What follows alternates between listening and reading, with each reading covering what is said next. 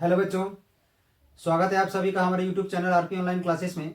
मैं आरपी यादव आज का इस क्लास में 12th क्लास फिजिक्स का एक मॉडल सेट लेकर के आए हैं। और ये जो मॉडल सेट है आपका झारखंड बोर्ड के द्वारा जारी किया गया है।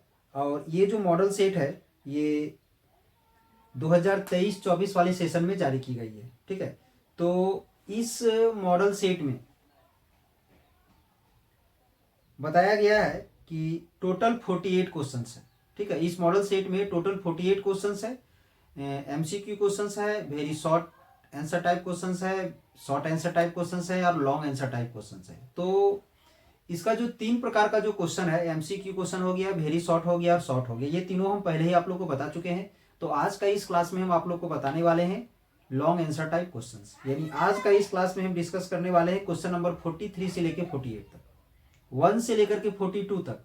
अलग अलग 2 लेक्चर में हम आप लोग को बता चुके हैं। आज का इस लेक्चर में हम क्वेश्चन नंबर 43 से लेकर के 48 तक डिस्कस करने वाले हैं। ठीक है, तो इसी तरह का और सारा इंपॉर्टेंट क्वेश्चंस का अगर आप लाभ उठाना चाहते हैं तो हमारा चैनल से जुड़े। चैनल से जुड़ने के लिए चैनल को सब्सक्राइब कर लें, बेल आइकन को दबा दें ताकि हर एक लेटेस्ट वीडियो आपको समय पर प्राप्त हो जाए। तो चलिए आज का इस क्लास में जो भी क्वेश्चंस है 43 से लेकर के 48 तक, उसको हम लोग पहले क्वेश्चंस को देखेंगे, उसके बाद सभी के आंसर को भी डिस्कस करेंगे। ठीक है,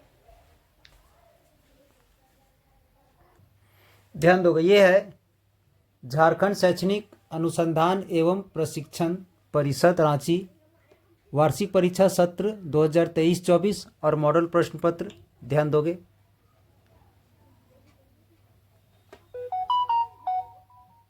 ये जो है क्लास 12th का है, सब्जेक्ट है फिजिक्स, टाइम आवर है 3 आवर और टोटल मार्क्स है 30 मार्क्स। जिसका ऐसे तो जनरल इंट्रोडक्शन के बारे में हम लोग पहले ही डिस्कस कर चुके हैं, क्वेश्चन भी पहले डिस्कस कर चुके हैं। आज का इस क्लास में हम क्वेश्चन नंबर 43 से ध्यान देंगे। ध्यान दोगे, क्वेश्चन नंबर 43, ये है question number 43। Derive the formula for a lens. एक लेंस के लिए इस फॉर्मूला को डिराइव करना है। ठीक है, इसके बाद क्वेश्चन नंबर 44 में ध्यान दोगे, right the Huygens wave theory. उसके बाद and derive the law of the refraction. पहले हम लोग हाइगेंस वेव थ्योरी को डिराइव करना, स्टेट लिखना है, उसके बाद हमें क्या करना है, लॉ ऑफ रिफ्रैक्शन को डिराइव करना है। ठीक है, इसके क्वेश्चन नंबर 48 में ध्यान दोगे, derive an expression for drift velocity of free electrons in a conductor in term of relaxation time. इसके बाद है इसी में explain why there is increase in resistivity of a metal with increase in temperature. ठीक है, इसके 46 में ध्यान दोगे, an alternating EMF is applied across an inductor so mathematically that the current in it lags behind the applied EMF by a phase angle of π/2। इसके बाद है derive an expression for the torque experienced by an electric dipole kept in uniform electric field. Next question है इसी में, when torque experienced by the electric dipole will be maximum. ठीक है, इसके बाद है what is galvanometer, describe the construction and working of the galvanometer using a level diagram. ठीक है, तो चलिए इन सभी को एक करके हम लोग डिस्कस करेंगे। ध्यान दोगे, क्वेश्चन नंबर 43। एक्चुअली में ये जो फॉर्मूला जो दिख रहा है आप लोग को, ये आप लोग को बता दें, ये लेंस मेकर फॉर्मूला है। ठीक है, तो इसमें क्या करना है कि लेंस मेकर फॉर्मूला को डिराइव करना है। ठीक है, तो इसका डेरिवेशन के लिए यहाँ पर कोई लेंस, ऐसे तो ये कन्वेक्स के लिए अलग होता है, कनकेव के लिए अलग होता है, बट यहाँ पर कोई लेंस का नाम ऐसा कुछ दिया हुआ नहीं है, सिर्फ लिखा हुआ है derive the following formula for a lens. किसी भी एक लेंस के लिए इसे डिराइव करना है। तो चलिए हम लोग कन्वेक्स लेंस में दिखाते हैं।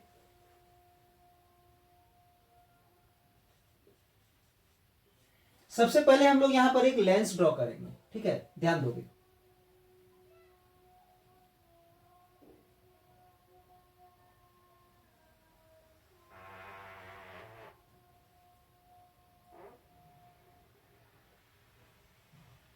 ये एक कन्वेक्स लेंस है।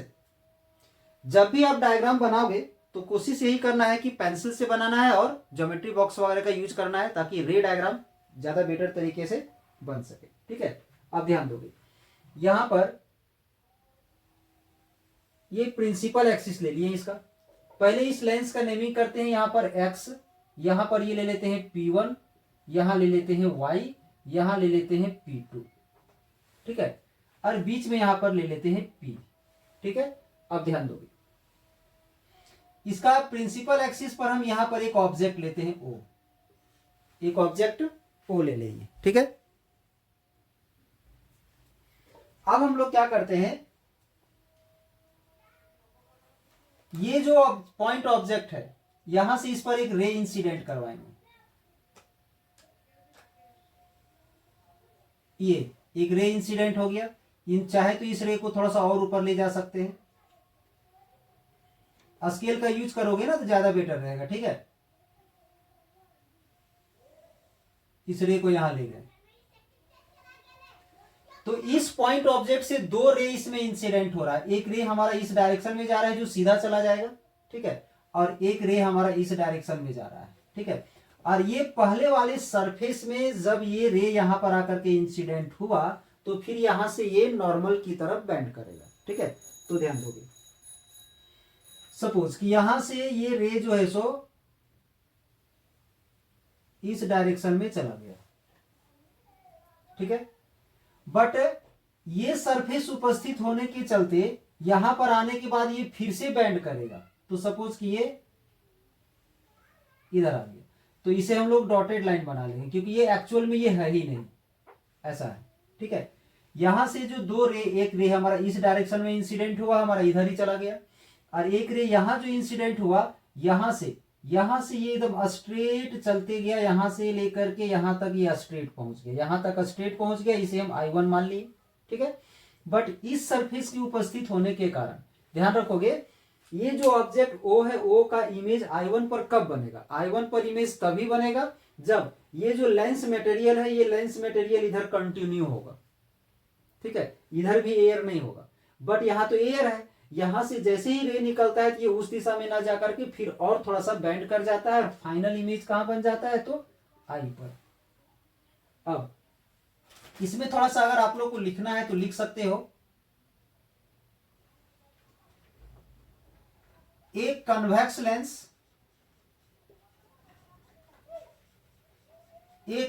Lens is made up of two convex refracting surfaces xp1y and xp2y। यानी ये जो लेंस है वो दो सरफेस से बना है, वो भी कन्वेक्स सरफेस से। कौन कौन सा सरफेस, तो xp1y और xp2y से, ठीक है। अब इसके बाद μ2 इक्वल टू रिफ्रैक्टिंग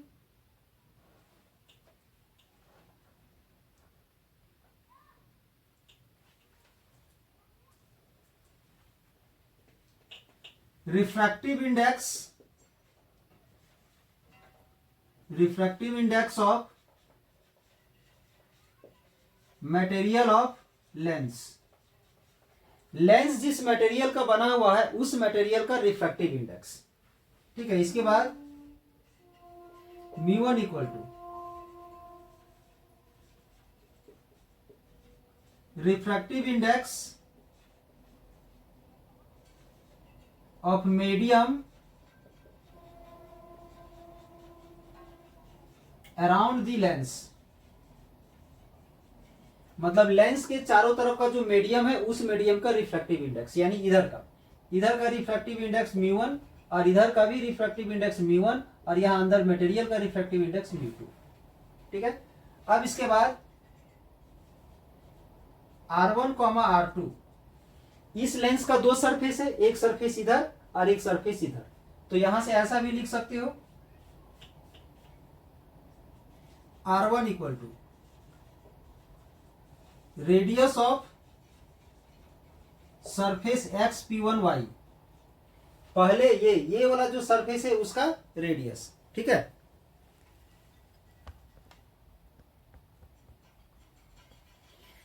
इसके बाद R2 लेट कर लेते हैं, रेडियस ऑफ सरफेस XP2y, या आप लिख सकते हो रेडियस ऑफ कर्वेचर, ज्यादा बेटर रहेगा, radius of curvature of the surface XP1y, और R2 में लिखोगे radius of curvature of the surface XP2y। ठीक है, अब इसके बाद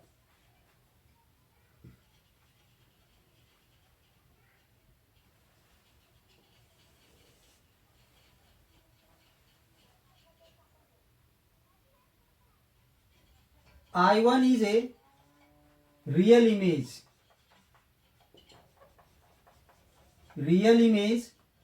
of the object O। I1 जो है सो रियल इमेज है किसका, तो ऑब्जेक्ट O का, ऑब्जेक्ट O का।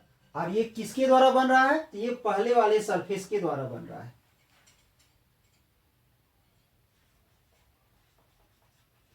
formed by the surface XP1y, XP1y surface के द्वारा I1 इमेज, ऑब्जेक्ट O का I1 इमेज बन रहा है। ठीक है, इसके बाद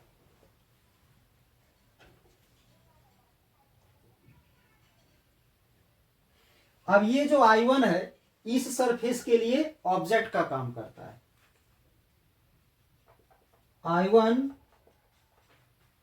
acts as an object for the surface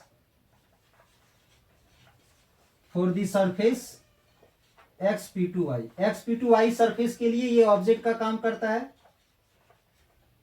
which forms final real image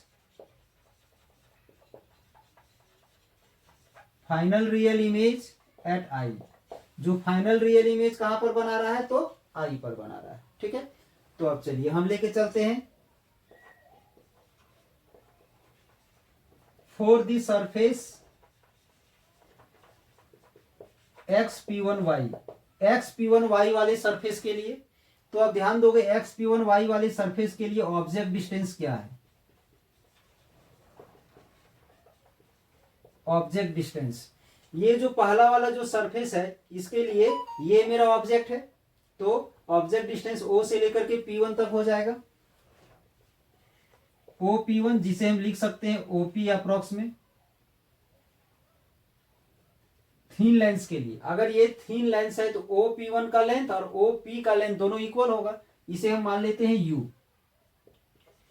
इसके बाद इमेज डिस्टेंस,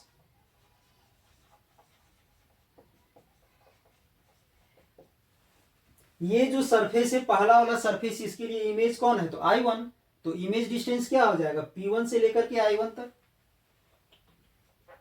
I1 P1, और इसे अप्रॉक्स में हम क्या लिख सकते हैं, I1 P, क्योंकि ये थीन लेंस से तो नेग्लिजिबल होगा। I1 से लेके P तक का डिस्टेंस या I1 से लेकर के P तक का डिस्टेंस सेम होगा,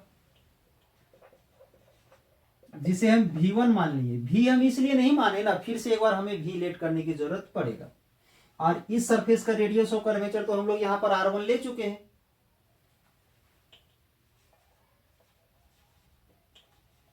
रेडियस ऑफ कर्वेचर है R1। और एक चीज ध्यान दोगे, ये जो सरफेस है पहला वाला सरफेस, इस सरफेस के लिए रे कहां से कहां जा रहा है, इस मीडियम से इस मीडियम में आ रहा है। ठीक है, यहां पर एरो का साइन दिखा दोगे, रे जो है रेरर से डेंसर में जा रहा है।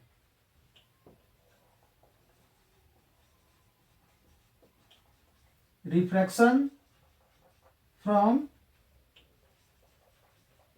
रेरर टू डेंसर, रेरर जो से डेंसर की ओर जा रहा है, तो रेरर से डेंसर में जब रे जाता है तो उसके लिए एक फॉर्मूला था -μ1/u plus μ2/v equal to μ2 minus μ1/r था, ये फॉर्मूला था। बट यहां पर इमेज डिस्टेंस तो मेरा V1 है, तो V के जहां पर V1 आ जाएगा और रेडियस ऑफ कर्वेचर R1 है, तो R के जहां पर R1 आ जाएगा। ठीक है, अब इसके बाद इसे इक्वेशन 1 मान लेते हैं। ठीक है, ये तो हमारा पहला सरफेस के लिए हुआ। अब हम लोग इसमें सेकेंड सरफेस के लिए आते हैं।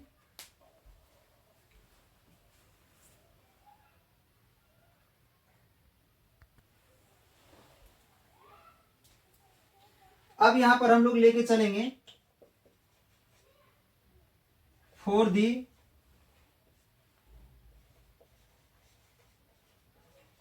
Surface xp2y।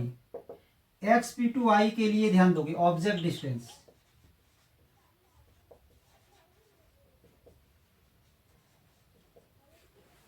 ये जो सरफेस है सेकेंड वाला सरफेस, तो सेकेंड वाले सरफेस के लिए हम बता चुके हैं, सेकेंड वाले सरफेस के लिए ये मेरा ऑब्जेक्ट का काम कर रहा है।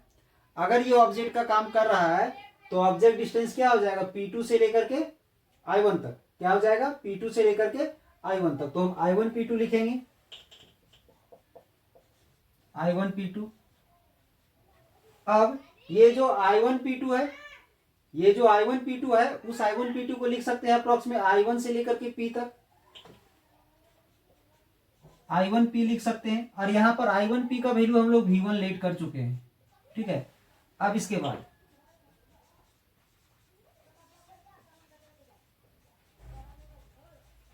इमेज डिस्टेंस, इमेज का काम कौन कर रहा है, आई। तो इमेज डिस्टेंस हो जाएगा I1 से लेकर के P2, सॉरी I है ना, I से लेकर के P2, IP2। इसे अप्रोक्स में हम क्या लिख सकते हैं, I से लेकर के P, I से लेकर के P, इसे भी मान लिया। आखिर ऐसा हम क्यों लिख रहे हैं अप्रोक्स में, क्योंकि ये जो थीन है बहुत ही पतला है, तो ये जो लेंथ है लगभग लगभग नेग्लिजिबल होगा। ठीक है, अब इसमें radius of curvature,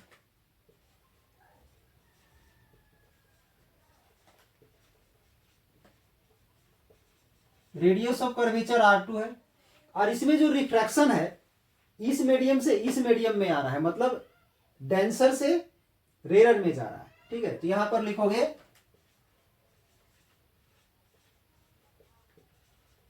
refraction from denser to rare. तो रिफ्रैक्शन जब डेंसर टू रेयर जाता है तो फॉर्मूला क्या था, minus μ2 by u plus μ1 by b equal to μ1 minus μ2 by R. ये था फॉर्मूला, ये क्या था फॉर्मूला। तो u क्या है, ऑब्जेक्ट डिस्टेंस। तो यहां का ऑब्जेक्ट डिस्टेंस तो मेरा V1 है, तो यानी यहां पर क्या आ जाएगा, यहां V1 आ जाएगा। और रेडियस ऑफ कर्वेचर ये आ जाएगा। इसे हम इक्वेशन 2 मान लिए। अब हम लोग क्या करेंगे, इक्वेशन 1 को और इस इक्वेशन 2 को ऐड करेंगे। ठीक है, तो ध्यान दोगे,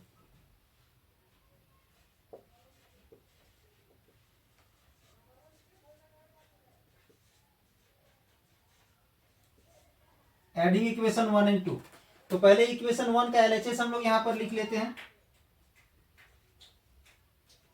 minus μ1 by you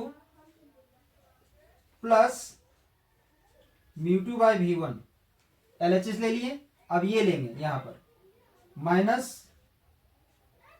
μ2 by V1 plus μ1 by V। LHS को ऐड कर दिए, इस LHS को पहले यहां ले लिए, फिर इस LHS को लेके ऐड कर दिए। अब हम RHS में RHS को ऐड करेंगे, पहले उस RHS को लेते हैं,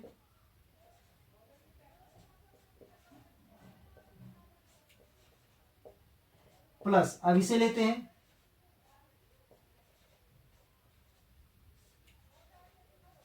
अब यहां कैंसिल होगा, ये μ2 और μ2 वाला टर्म जो है सो कैंसिल हो जाएगा। ठीक है, तो यहां पर क्या बचेगा, minus μ1 by u plus μ1 by V। और यहां पर μ2 माइनस μ1 बाय R1। यहां से माइनस कॉमन लोगे, क्यों लेंगे कॉमन, क्योंकि यहां पर μ2 माइनस μ1 है और यहां पर μ1 माइनस μ2 है, तो यहां से हम माइनस कॉमन लेंगे, तो यह आ जाएगा μ2 माइनस μ1 बाय R2। ये आ गया। अब यहां से μ2 माइनस μ1 और μ2 माइनस μ1 दोनों से कॉमन ले लेंगे,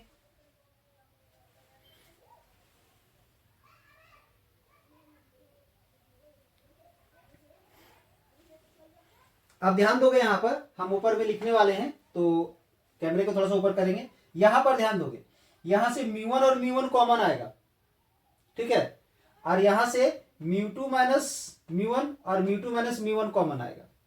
तो यहां से जब हम म्यू1 कॉमन लेंगे,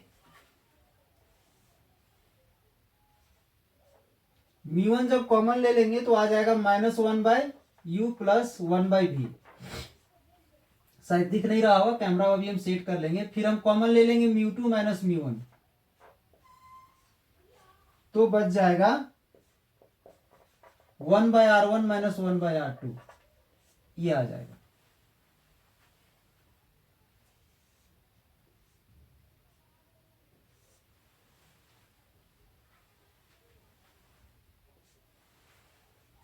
ध्यान दोगे, ये आ गया है।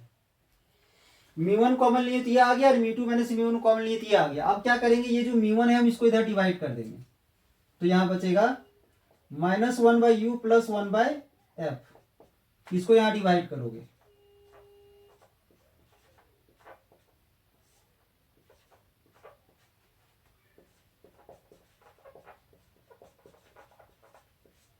इसे लिख सकते हैं 1/v माइनस 1/u। इसे आगे कर दिए, ये म्यू1 को दोनों में अलग अलग डिवाइड कर दोगे,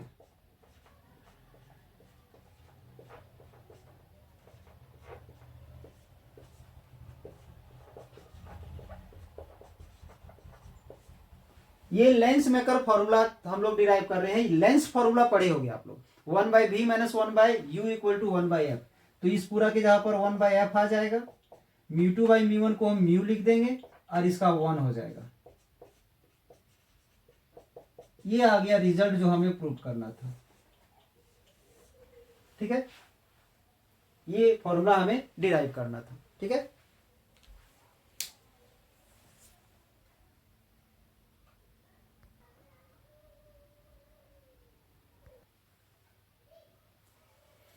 ध्यान दोगे, क्वेश्चन है 44 में दो क्वेश्चन है, A and B.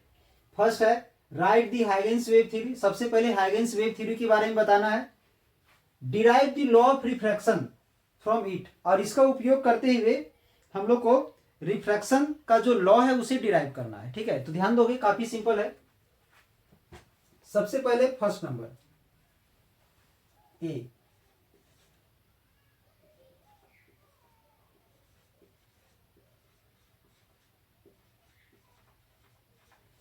Huygens wave theory में ध्यान दोगे, इसका हाइगेंस वेव थ्योरी क्या है, ध्यान दोगे। अगर ये सोर्स ऑफ लाइट एस है, सोर्स ऑफ लाइट अगर ये एस है, तो ये जो सोर्स ऑफ लाइट है, इस सोर्स ऑफ लाइट से हर एक पॉइंट पर लाइट इंसिडेंट होगा, इमिट्स होगा। और सपोज कि कुछ दूर ट्रेवल करने के बाद यहां पर एक वेव फ्रंट बन गया है, इस प्रकार से, ठीक है। एक वेव फ्रंट बन गया है, यहां से लाइट इस पर आया, यहां पर एक लाइट आया, इस प्रकार से लाइट आया है।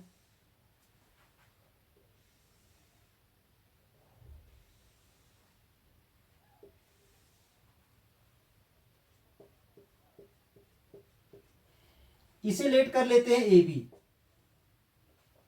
ठीक है। अब ये जो प्राइमरी वेव फ्रंट है, इस प्राइमरी वेव फ्रंट का हर एक पॉइंट एक सेकेंडरी सोर्स की तरह बिहेव करता है, जिसे हम लोग सेकेंडरी वेवलेट्स कहते हैं, ठीक है। एक सेकेंडरी सोर्स।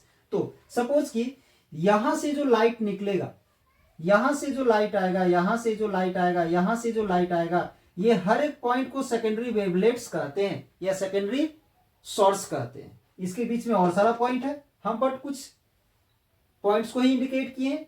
अगर ये एक नया सोर्स की तरह बिहेव कर रहा है, तो इससे जो लाइट हमारा निकलेगा वो ऑल डायरेक्शंस में वेलोसिटी ऑफ लाइट के साथ ट्रेवल करेगा। ध्यान दो,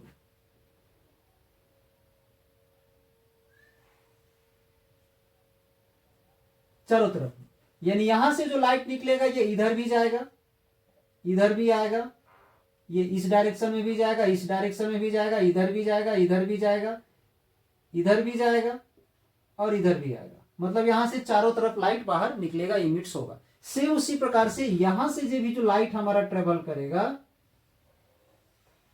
चारों तरफ लाइट ट्रेवल करेगा।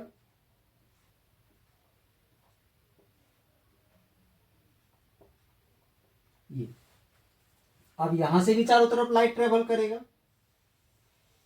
यहां से भी चारों तरफ लाइट ट्रेवल करेगा, इस प्रकार से सब में इस प्रकार से एरो का साइन दे दोगे।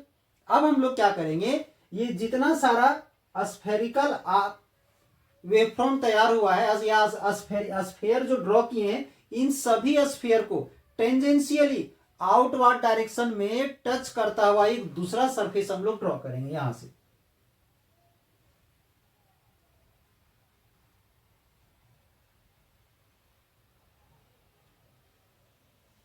ये ड्रॉ कर दीजिए।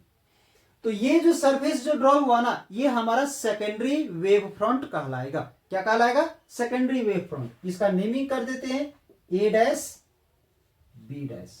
तो यही है हमारा हाइगेंस वेव थ्योरी। यानी हाइगेंस वेव थ्योरी में बताया गया है कि एक सोर्स का जो प्राइमरी वेव फ्रंट होता है, उस प्राइमरी वेव फ्रंट का हर एक पॉइंट एक नए सोर्स की तरह बिहेव करता है, जिसे हम लोग सेकेंडरी वेवलेट्स कहते हैं। और उन एवरी सेकेंडरी वेवलेट से चारों तरफ लाइट इमिट्स होता है with the velocity of light.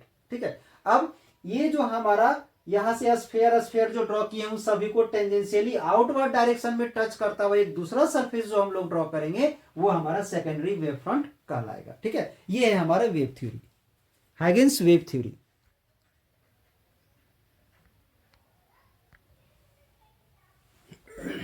ध्यान दोगे, यहां जो समझाया गया था, according to this theory every point of primary wave front, यानी प्राइमरी वेव फ्रंट जो हमारा ए बी जो बना था, उसका हर एक point acts as a new source, एक नए सोर्स की तरह काम करता है, which is called secondary wavelets, जो सेकेंडरी वेवलेट्स कहलाता है। ठीक है।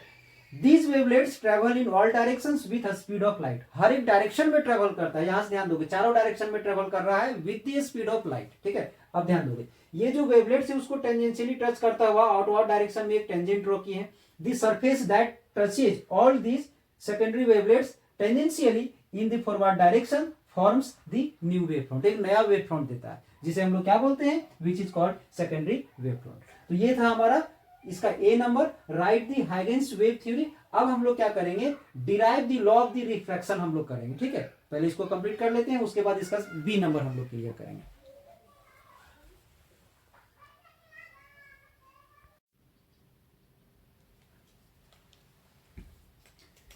ये जो क्वेश्चन दिख रहा है आप लोग को, क्वेश्चन नंबर 44, ठीक है, इसमें राइट दी हाइगेंस वेव थ्योरी, ये तो हो गया। अब हम लोग क्या करेंगे, इसका जो सेकेंड नंबर है, derive the laws of refraction from it, यानी हाइगेंस प्रिंसिपल का यूज करके हम लोग लॉ ऑफ रिफ्रैक्शन जो है, उस लॉ ऑफ रिफ्रैक्शन को हम लोग डिराइव करेंगे। तो ध्यान दोगे, इसके लिए सबसे पहले हम लोग यहां पर एक सरफेस लेते हैं। ठीक है। ध्यान दोगे,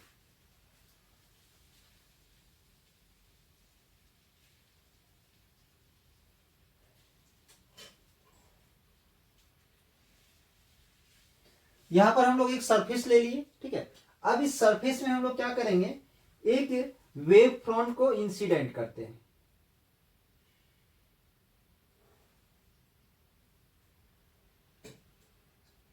यहां से एक लाइट इसमें इंसिडेंट हुआ। ठीक है। अब इसी के पैरेलल, इसी का पैरेलल 3 रे हम और यहां पर लेने वाले हैं। ध्यान रहे, पैरेलल रे लेना है हमें यहां पर।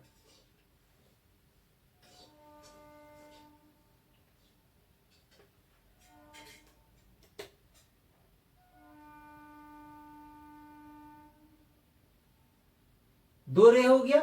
अब हम लोग एक तीसरा रे भी लेंगे इसी के पैरेलल।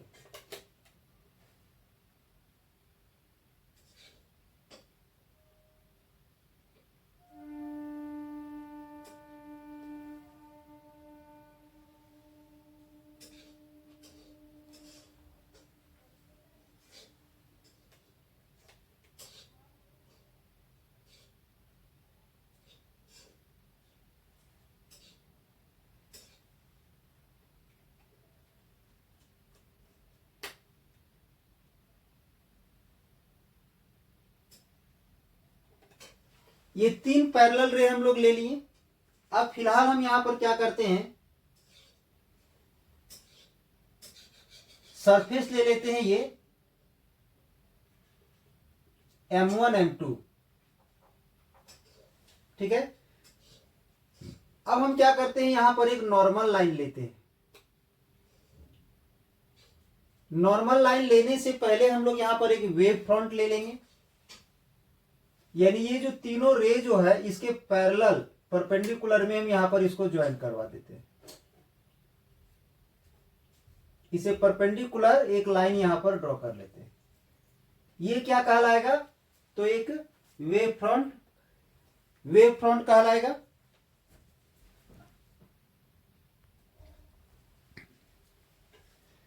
अब ध्यान दोगे यहां पर हम एक नॉर्मल ले लेते हैं,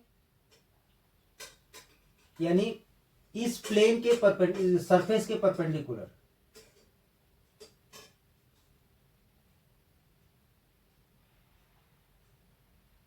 ये हम ले लिए यहां पर एक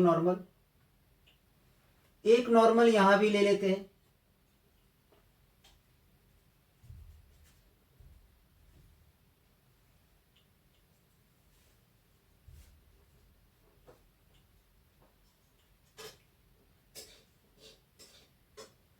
एक नॉर्मल यहां भी ले लेते हैं।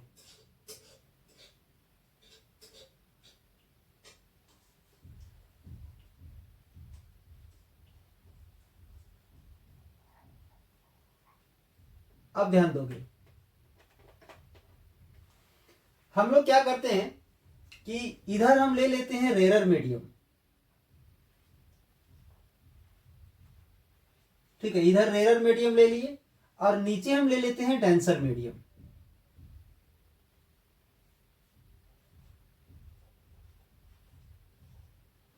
इधर हम डेंसर मीडियम ले लिए। तो ये तो पता होगा आप लोग को कि जब रेरर से डेंसर में जाएगा तो रिफ्रैक्ट होने के बाद वो नॉर्मल के नजदीक मुड़ेगा।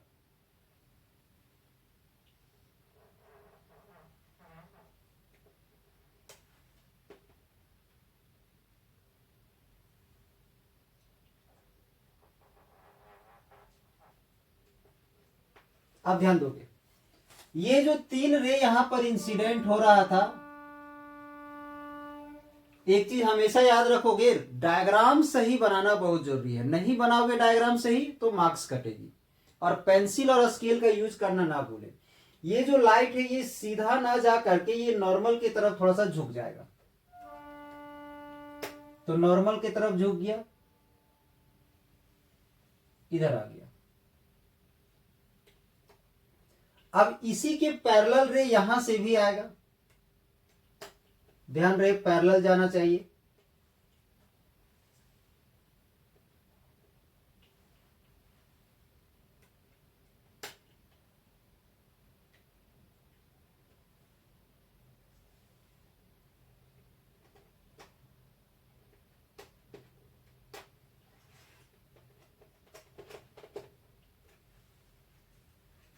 ये जो लाइट है इधर रिफ्रैक्ट हो गया तीनों लाइट,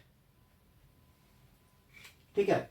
अब यहां पर भी हम लोग जो रिफ्रैक्टेड लाइट है उसमें भी एक हम लोग प्लेन वेव फ्रंट ड्रॉ करेंगे। इसके लिए क्या करोगे, इसे लेट कर लेते हैं, ए, यहां पर ए डैश, यहां पर बी, यहां पर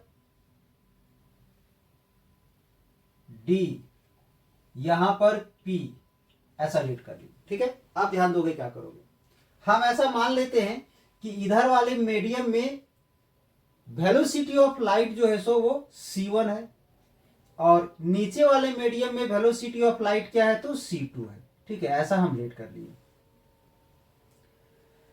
तो ये जो ए बी वेव फ्रंट है, जब लाइट बी से आगे बढ़ेगा तो उसे हम लोग क्या बोलेंगे, हैगेन्स प्रिंसिपल के अनुसार हम लोग अभी क्या पढ़े हैं कि कोई भी प्राइमरी वेव फ्रंट में जितना सारा पॉइंट्स होता है वो एवरी पॉइंट जो है सो सेकेंडरी वेवलेट्स का काम करता है, ठीक है।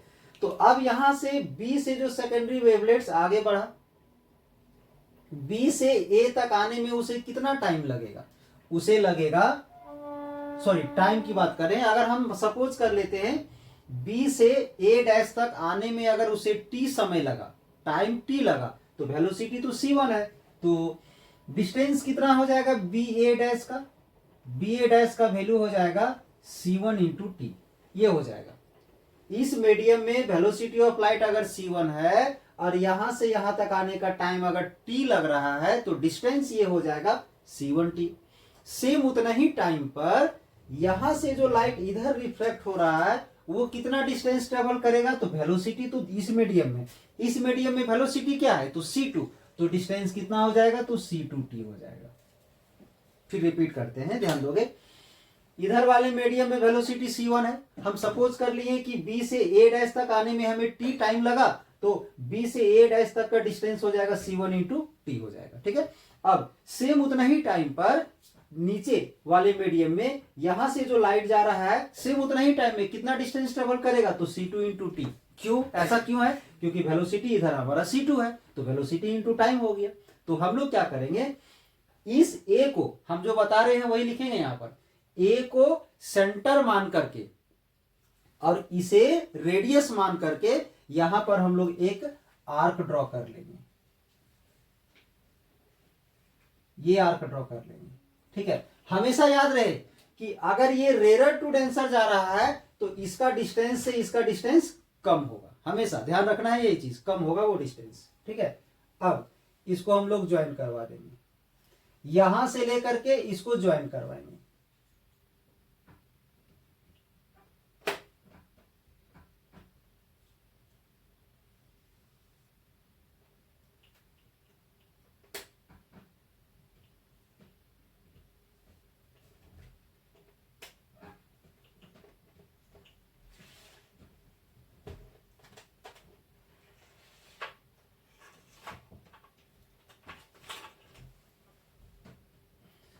अब इस पॉइंट को हम लोग लेट कर लेते हैं B dash,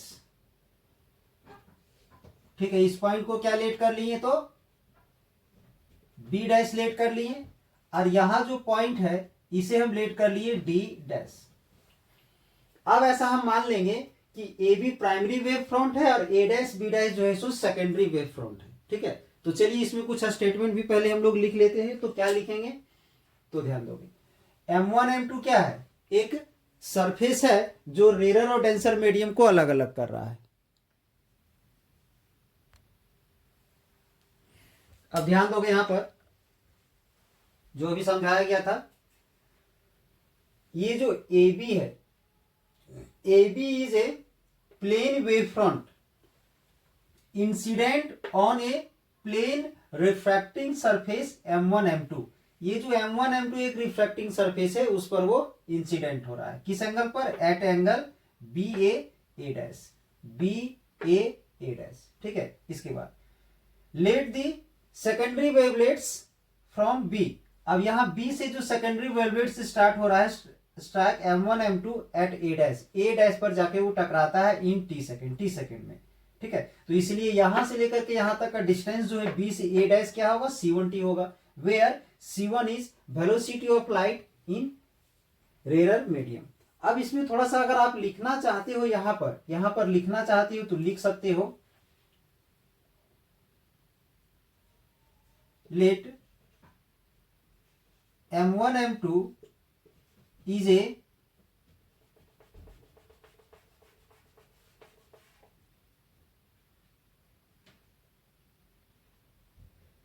a plane refracting surface, plane refracting surface separate या which separate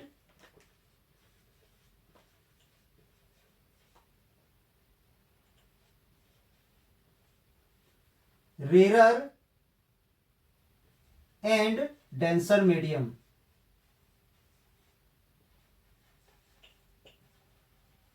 यानी ये एक ऐसा सरफेस है जो रेडियल मीडियम को उधर और डेंसर मीडियम को इधर सेपरेट कर रहा है, ठीक है। अब ध्यान दोगे, यहां जैसा कि बताए थे बी से आने वाला लाइट या वेवलेट्स टी सेकेंड में कितना डिस्टेंस ट्रेवल किया, तो C1t, क्योंकि उधर का स्पीड C1 था लाइट का। इस मीडियम में उसका स्पीड अगर C2 है तो सेम उतना ही टाइम पर यहां से जो लाइट जाएगा वो कितना डिस्टेंस तय करेगा, तो C2t। तो वही चीज लिखा गया है। If the velocity of light in the denser medium is C2, then the secondary wavelets from A से जो secondary wavelets चलेगा will travel the distance C2t in same time t second. Therefore, with A as center, तो हम लोग A को centre मान लेंगे and C2t को रेडियस मान लेंगे और draw an arc B dash. B dash यहां पर एक आर्क ड्रॉ कर ले, क्योंकि डिस्टेंस तो उतना ही तय करेगा, सो दैट A से B डैश तक का डिस्टेंस कितना होगा, तो C2t होगा। अब हम लोग क्या करना चाहेंगे, बीच में एक लाइट लेंगे, उस बीच वाले लाइट से डी से जो लाइट चलेगा वो बी में आके रिफ्रैक्ट होगा और कहां पहुंचेगा, डी डैश पर। तो कितने समय में, जितने टाइम पर बी से जाने वाला लाइट ए डैश, बी वाला लाइट ए डैश जितने टाइम पर पहुंचता है सेम उतना ही टाइम पर ये बीच वाला लाइट वहां से आके पी पर रिफ्रैक्ट भी होगा और डी डैश में पहुंचेगा भी सेम वही उतने ही टाइम पर। From A dash draw a tangent plane. तो उसके लिए पहले हम लोग क्या कर रहे हैं, फ्रॉम ए डैश, अब ए डैश से draw a tangent plane A dash B dash touching the spherical arc tangentially at B dash. मतलब यहां से एक प्लेन ड्रॉ करते हैं जो इसको जाके टेंजेंशियली टच करता है। फिर उसके बाद क्या करते हैं, the secondary wavelets starting from any other point D on A B.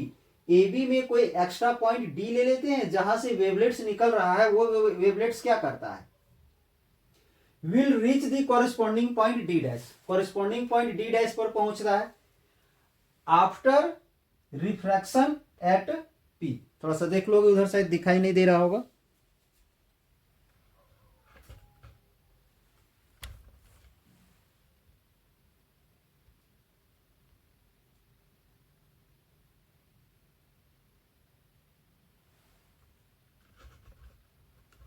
अब ठीक है,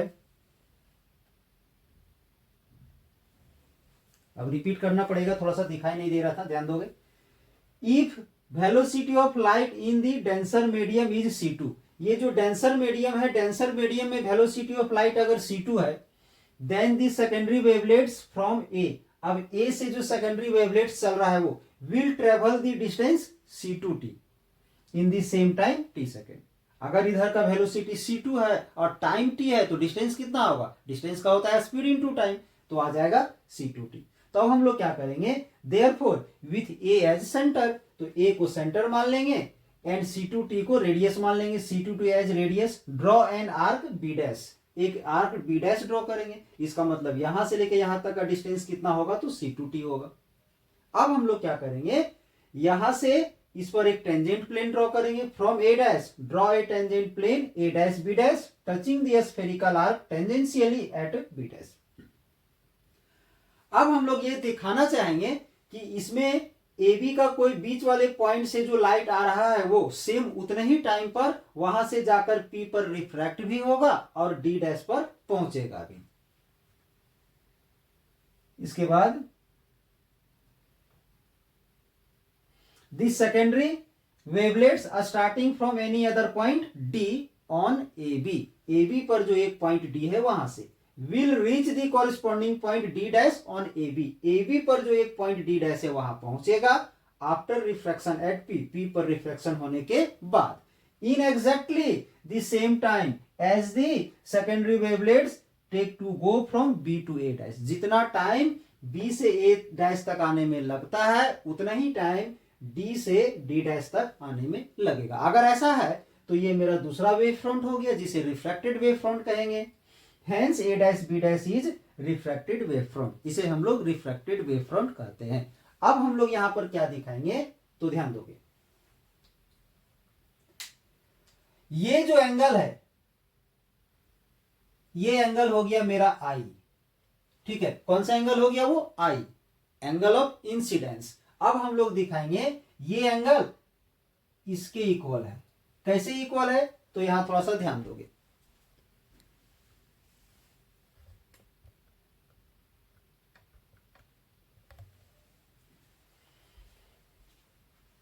इसे अगर हम लोग n मान लेते हैं, ठीक है, तो एंगल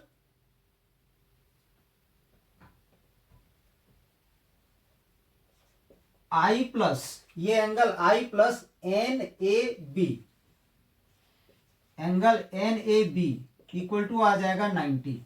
ध्यान दोगे, इस एंगल आई को और इस एंगल को ऐड करेंगे तो ये जो लाइन है और ये जो लाइन है परपेंडिकुलर है ना, तो इन दोनों एंगल को ऐड करेंगे तो 90 हो जाएगा। इसे इक्वेशन 1 मान लेते हैं।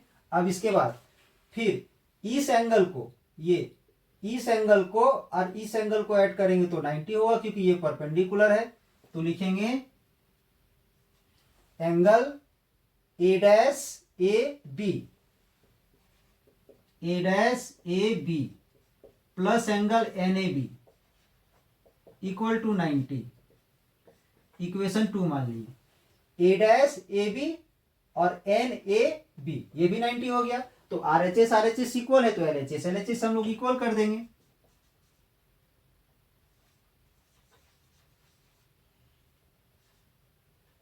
आई plus N A B equal to A dash A B plus N A B.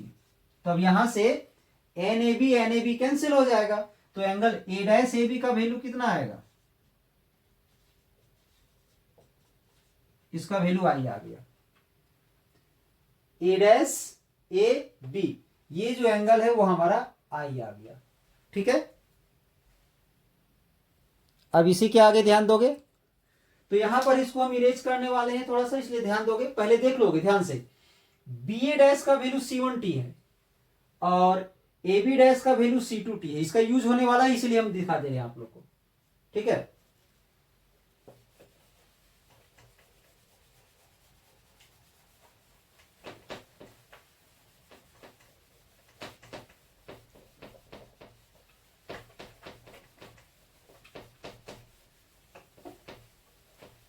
अब यहां ध्यान दोगे। अब सिमिलरली ये जो एंगल है, ये जो एंगल है ये आर होगा। ठीक है, आर प्लस एंगल, इसे हम एन डैश मान लेते हैं, N dash A dash B dash equal to 90 होगा, क्योंकि इस एंगल को और इस एंगल को अगर ऐड किया जाए तो 90 होगा। ये दोनों एंगल को ऐड करने से 90 होगा। सिमिलरली ये वाला angle, angle A dash B dash, A dash B dash plus angle N dash A dash B dash, इसका भी 90 होगा। इस एंगल को और इस एंगल को ऐड करेंगे तो ये भी 90 होगा। फिर इसका एलएचएस इक्वल हो जाएगा, तो यहां से क्या आएगा, angle A dash B dash equal to R आएगा। जैसे यहां पर हम लोग A dash A B equal to I आया, यहां पर A dash B dash equal to R आ जाएगा। अब हम लोग यहां पर क्या करेंगे, sine I by sine R निकालेंगे। तो साइन आई का वैल्यू क्या लेंगे, angle A dash A B, और आर का वैल्यू क्या लोगे, angle A dash B dash, ये ले लिए। ठीक है, आई का वैल्यू ये आया है तो आई के जहां पर वो एंगल पुट कर दिए, आर का वैल्यू ये आया है तो आर के जहां पर ये एंगल पुट कर दिए। तो साइन का फॉर्मूला क्या होता है, P by H, altitude by hypotenuse, A dash A B. तो ध्यान दोगे, ए डैश ए बी ये वाला एंगल लिए, तो इस एंगल के लिए ये हाइपोटेनस होगा और ए डैश सॉरी ये एल्टीट्यूड होगा, ये एंगल लिए है ना, तो इस एंगल के लिए इस ट्रायंगल का यूज करेंगे। इसका ये राइट एंगल ट्रायंगल है, यहां से इस एंगल के लिए ये P हो जाएगा, यानी लंब हो जाएगा जिसे हम लोग एल्टीट्यूड कहते हैं, और ये H हो जाएगा जिसे हम लोग हाइपोटेनस कहते हैं। यानी यहां से साइन ए ये वाला sine A dash A B, sine A dash A B के लिए हो जाएगा इसका value B A dash by A dash, ये हो जाएगा इसका P बाय एच। अब इसके लिए ये वाले एंगल के लिए इसका हाइपोटेनस इसका सामने वाला हो जाएगा, तो A B dash by A dash, तो ए डैश कट जाएगा, तो यहां से क्या आएगा B A dash by A B dash. अब बी ए डैश का वैल्यू क्या आया था C1T, और ए बी डैश का वैल्यू यहां से क्या आया है तो C2T। टी से टी कट जाएगा, C1/C2 हो जाएगा, जिसे हम लोग म्यू बोल लेते हैं। म्यू यानी refractive index of denser medium. तो ये आ गया हमारा स्नेल्स लॉ। ठीक है, ये क्या आ गया स्नेल्स लॉ, जिसे हम लोग को शो करना था। यानी यहां से क्या आ गया हमारा sine I by sine R equal to mu आ गया। It is Snell's law.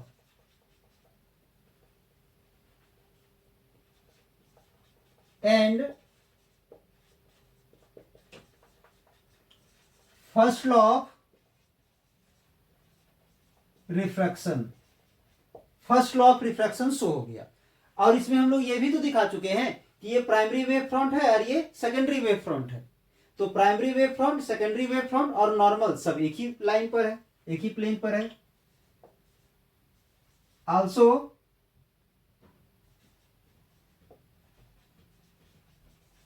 Primary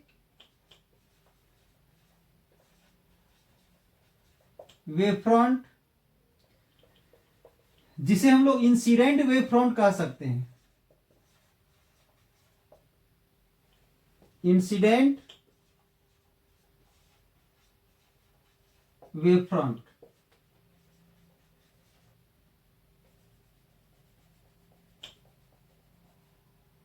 comma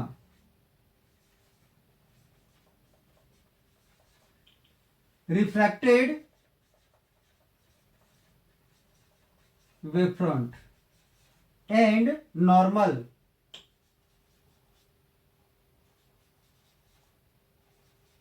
all lie in the same plane.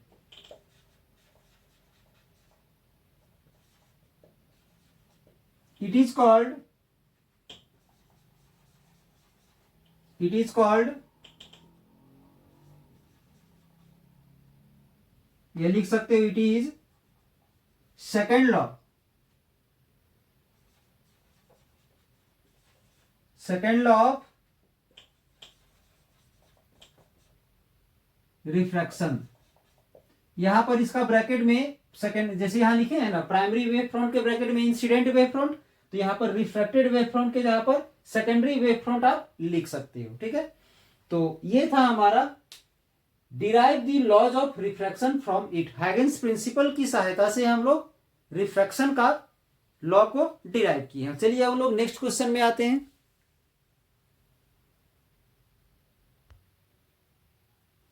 Next question में ध्यान दोगे, क्वेश्चन नंबर 45, जो 45 नंबर क्वेश्चन है इसमें भी दो क्वेश्चन है। ठीक है, क्वेश्चन है derive an expression for drift velocity of free electrons in a conductor in terms of relaxation time. ठीक है, तो सबसे पहले समझोगे, हम लोग यहां पर एक कंडक्टर लेते हैं।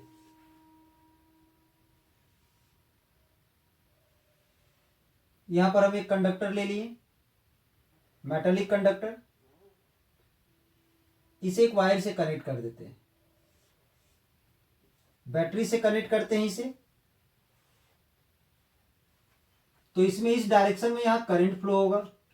ठीक है, अब यहां पर जो इलेक्ट्रॉन है हमारा, वो इलेक्ट्रॉन हमारा इस डायरेक्शन में मूव करेगा, जिसे हम लोग क्या बोलेंगे ड्रिफ्ट वेलोसिटी।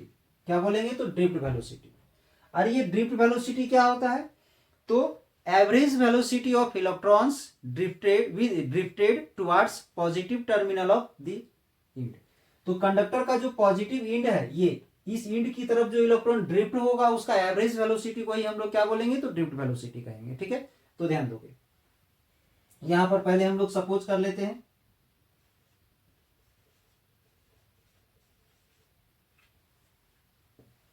एक कंडक्टर है PQ। ठीक है, यहां पर लेट कर लेते हैं E equal to charge on each electron. ठीक है, charge on each electron,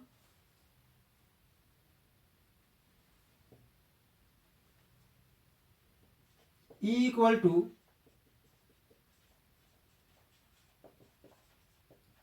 electric field applied to the conductor, conductor को जो इलेक्ट्रिक फील्ड अप्लाइड किया गया वो, तो जब ये चार्ज है, ये इलेक्ट्रिक फील्ड है, तो उस पर फोर्स क्या होगा, force on the conductor, conductor पर जो फोर्स है वो क्या होगा। तो आप लोग पढ़े होंगे इलेक्ट्रिक फील्ड इंटेंसिटी का फॉर्मूला, इलेक्ट्रिक फील्ड का फॉर्मूला होता है एफ बाई क्यू, ठीक है। पर यूनिट चार्ज पर जो फोर्स लगता है उसे हम लोग इलेक्ट्रिक फील्ड कहते हैं। तो यहां से अगर हम फोर्स का वैल्यू फाइंड कर लेंगे तो चार्ज इधर मल्टीप्लाई हो जाएगा, यानी चार्ज इंटू ई। किसी भी चार्ज पर अगर इलेक्ट्रिक फील्ड अप्लाइड किया जाए तो उस पर लगने वाला फोर्स क्या होगा, चार्ज इंटू इलेक्ट्रिक फील्ड, क्या होगा, चार्ज इंटू इलेक्ट्रिक फील्ड। तो यहां पर तो इलेक्ट्रॉन है, इलेक्ट्रॉन का चार्ज माइनस ई होता है, इलेक्ट्रिक फील्ड अप्लाइड किए हैं ई, तो फोर्स ऑन द कंडक्टर, तो यहां फोर्स ऑन द कंडक्टर नहीं होगा, force on an electron,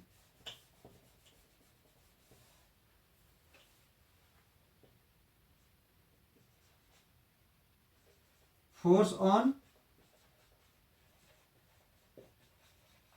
an electron, एक इलेक्ट्रॉन पर लगने वाला फोर्स, तो क्या हो जाएगा, Q इंटू ई, तो Q के यहां पर माइनस ई आ जाएगा, ये आ गया, ठीक है। अब यहां पर लेट कर लेते हैं m equal to mass of an electron. अगर एक इलेक्ट्रॉन का मास m है तो ये भी पढ़े होंगे आप लोग, F equal to M A, तो A इक्वल टू हो जाएगा F by A, F by M. A क्या है, एक्सेलरेशन, एक्सेलरेशन इक्वल टू हो जाएगा फोर्स बाय मास, ठीक है। एक्सेलरेशन इक्वल टू क्या हो जाएगा, तो फोर्स बाय मास, तो ध्यान दोगे।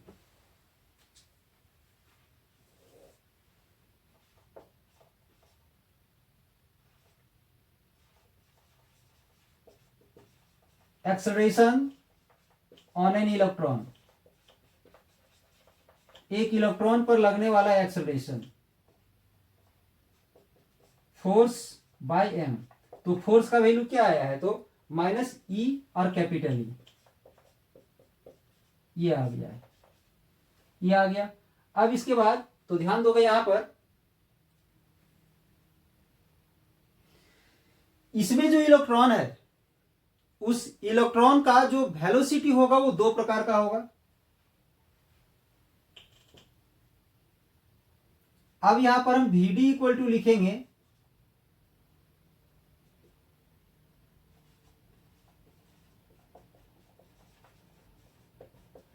Drift velocity of free electrons, तो इसका फॉर्मूला क्या होगा, average velocity of free electrons, यानी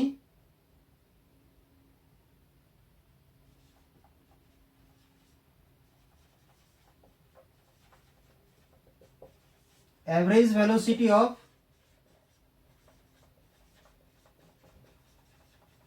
फ्री इलेक्ट्रॉन्स। तो समझोगे यहां पर, इसमें इलेक्ट्रॉन पर दो प्रकार का वेलोसिटी होगा, एक थर्मल वेलोसिटी और एक इस एक्सेलरेशन से जो वेलोसिटी उत्पन्न होगा, इस एक्सेलरेशन के कारण जो वेलोसिटी उत्पन्न होगा वो, और एक यहां पर थर्मल वेलोसिटी। तो यहां पर हम लोग लिख सकते हैं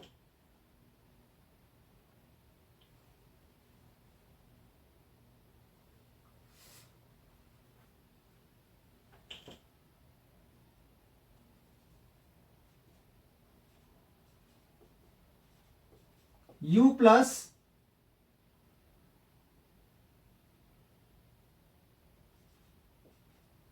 ए, और ये जो लिखा गया है ये रिलैक्सेशन टाइम है, यहां लिखोगे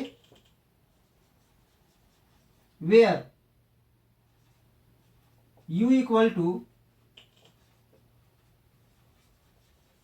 average thermal velocity of electrons, electrons का एवरेज थर्मल वेलोसिटी, और ये क्या है, ये relaxation time.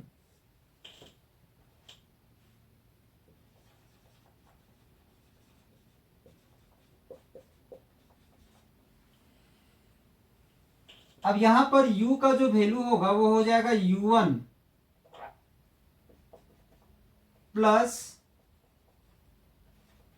u2 plus u3 plus dot dot un by N.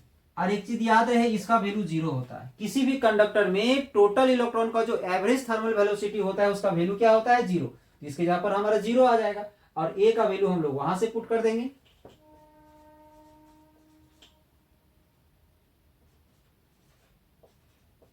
इसका वैल्यू जीरो हो गया और ए का वैल्यू यहां से ले लेंगे minus E capital E by M, ये आ गया। यानी इसका वैल्यू आ जाएगा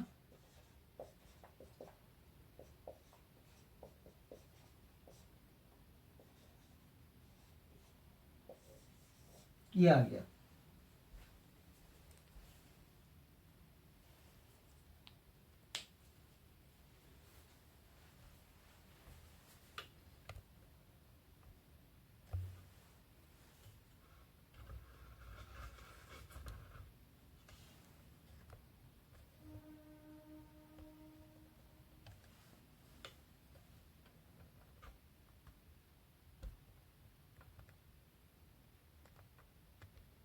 अब इसका हम लोग सेकेंड नंबर क्वेश्चन में आते हैं। नेक्स्ट क्वेश्चन इसका सेकंड नंबर क्या है, ध्यान दोगे। Explain why there is increase in resistivity of a metal with increase in temperature. Temperature बढ़ने के साथ मेटल का जो रेजिस्टिविटी है वो इंक्रीज क्यों कर जाता है? तो सीधी सी बात है, अगर किसी भी मेटल का टेम्परेचर अगर हम लोग बढ़ाते हैं तो उस मेटल का थर्मल एनर्जी बढ़ेगा। थर्मल एनर्जी बढ़ेगा तो एटम का वाइब्रेट करने का जो है वो बढ़ जाता है और इलेक्ट्रॉन का स्पीड बढ़ जाता है। जब इलेक्ट्रॉन का स्पीड बढ़ जाता है तो इलेक्ट्रॉन को कंडक्टर का एक इंड से दूसरे इंड तक जो ड्रिफ्ट होने का जाने का जो टाइम पीरियड होगा, जिसका एवरेज टाइम को रिलैक्सेशन टाइम कहते हैं, वो कम हो जाएगा। अगर हम लोग टेम्परेचर बढ़ाते हैं तो इलेक्ट्रॉन का थर्मल एनर्जी बढ़ेगा तो उसका स्पीड बढ़ेगा। स्पीड बढ़ेगा तो उस इलेक्ट्रॉन को एक इंड से दूसरे इंड तक जाने का जो टाइम है वो टाइम डिक्रीज करेगा। ठीक है, और ये जो रेजिस्टिविटी जो होता है वो रिलैक्सेशन टाइम का इनवर्सली प्रोपोर्शन होता है। टाइम जब डिक्रीज कर गया तो रेजिस्टिविटी बढ़ जाएगा क्योंकि इनवर्सली प्रोपोर्शन होता है। ध्यान दोगे, the resistivity of a metal increases with A rise in temperature. आखिर ऐसा क्यों होता है? Because the thermal energy of atoms और आयंस इंक्रीजेज, क्योंकि जब हम लोग उसका टेम्परेचर बढ़ाएंगे तो उसका थर्मल एनर्जी बढ़ जाएगा। एंड डिक्रीजेज रिलैक्सेशन टाइम, जैसे ही थर्मल वेलोसिटी थर्मल एनर्जी बढ़ेगा तो उसका रिलैक्सेशन टाइम जो है सो कम हो जाता है। अब resistivity of a metal is inversely proportional to the relaxation time. Relaxation time का इनवर्सली प्रोपोर्शनल है, तो रिलैक्सेशन टाइम कम हो रहा है तो रेजिस्टिविटी उसका बढ़ जाएगा। ठीक है,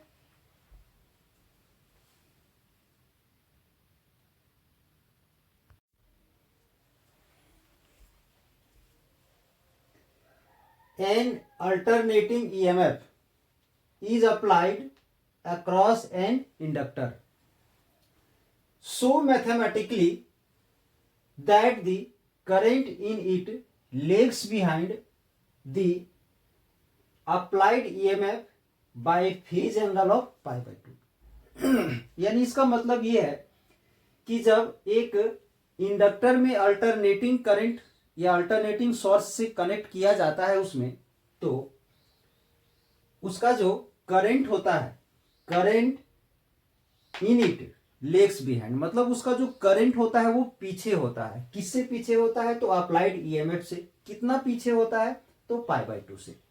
ठीक है, ये हमें शो करके दिखाना है। ठीक है, तो ध्यान दोगे, सबसे पहले हम लोग यहां पर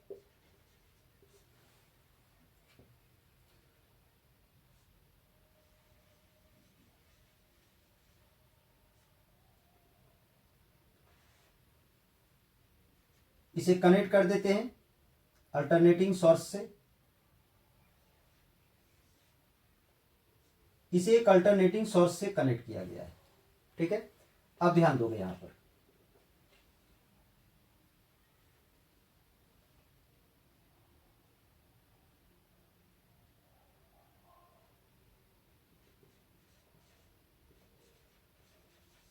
voltage across L, voltage across L, L का जो वोल्टेज होगा वो V इक्वल टू क्या होगा? तो L D I by D T. क्या होगा, तो L D I by D T. इससे पहले हमें यहां पर थोड़ा सा लिखना है,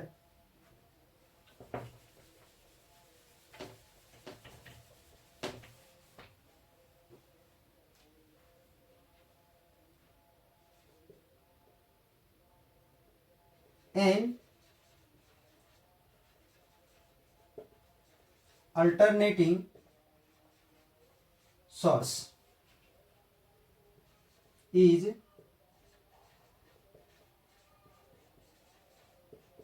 connected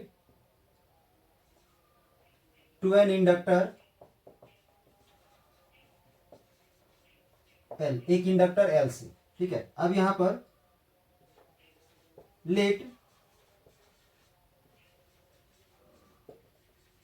alternating EMF is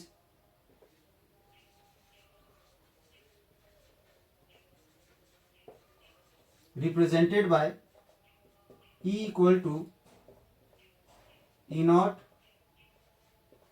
sin omega T. E naught sin omega T से रिप्रेजेंट किया गया है। ठीक है, अब यहां पर जो L का जो वोल्टेज होगा, voltage across L is V equal to L di by dt होगा।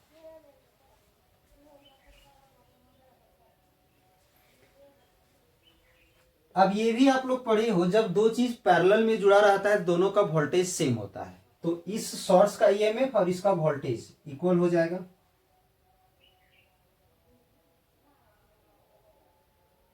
यहां से हम लिख सकते हैं V equal to E, V का वैल्यू ले लेंगे यहां से L D I by D T, और यहां से हम E का वैल्यू ले लेंगे E not sine omega T. L को इधर डिवाइड कर दोगे, E नॉट बाय एल, ये जो dt है इसको इधर मल्टीप्लाई करोगे। अब इसे हम लोग यहां पर इंटीग्रेट करेंगे,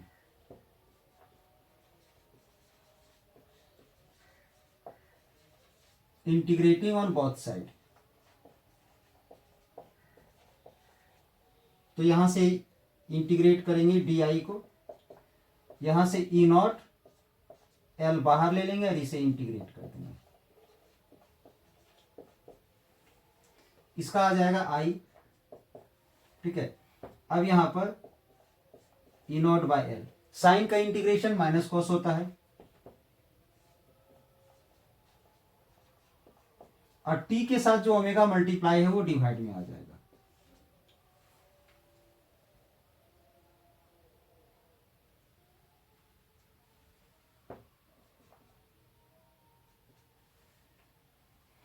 यहां से आ जाएगा minus E not by L omega.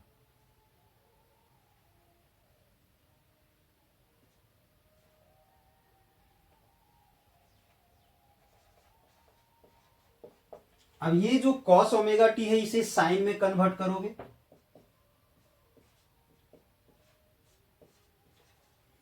तो आ जाएगा sine pi by two minus omega T, ये आ गया।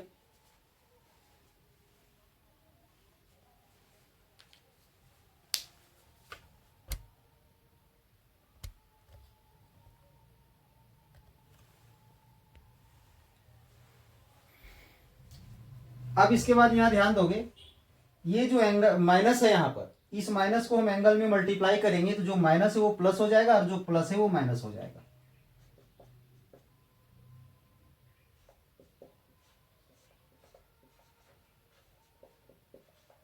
यानी यहां से आ जाएगा omega T minus pi by two, ये आ गया।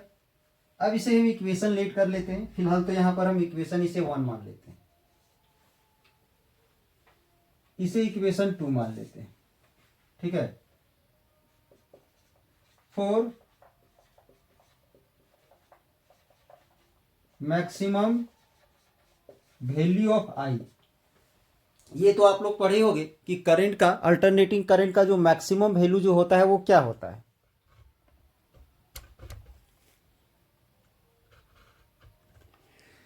तो करंट का जो मैक्सिमम वैल्यू होता है, मैक्सिमम वैल्यू के लिए आई का वैल्यू क्या आ जाएगा, आई नॉट, यानी ये जो आई है उसका वैल्यू आई नॉट होता है। जो पीक वैल्यू होता है करंट का, अल्टरनेटिंग करंट का, वो मैक्सिमम वैल्यू होता है। इसके बाद साइन का वैल्यू क्या हो जाएगा, इसका वैल्यू 1 हो जाएगा, क्योंकि इसका वैल्यू यहां पर मैक्सिमम तभी होगा जब साइन का मैक्सिमम वैल्यू लेंगे। साइन का मैक्सिमम वैल्यू 1 होता है, तो उसके जगह पर हम 1 ले लेंगे और यहां पर आई के जगह पर आई नॉट ले लेंगे। तो आ जाएगा I not equal to E not by L omega, ये आ जाएगा। इसका वैल्यू हम लोग 1 पुट कर दिए तो ये बच गया, आई के जगह पर आई नॉट पुट कर दिए, यानी इससे क्या हुआ, तो ई नॉट बाय एल ओमेगा का वैल्यू आई नॉट आ गया। इसका हम यहां यूज कर देंगे।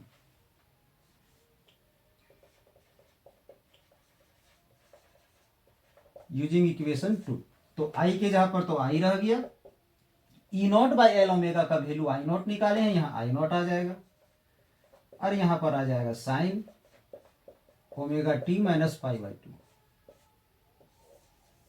ये आ गया equation 3।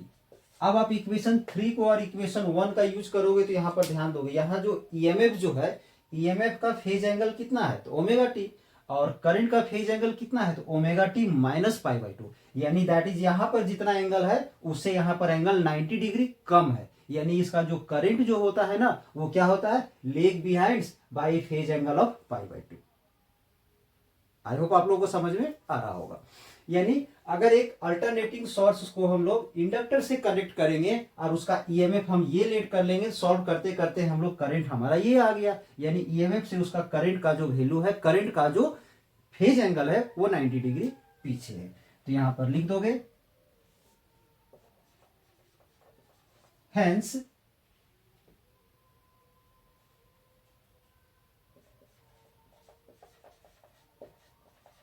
the current I lags behind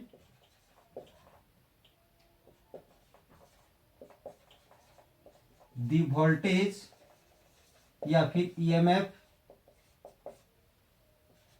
E by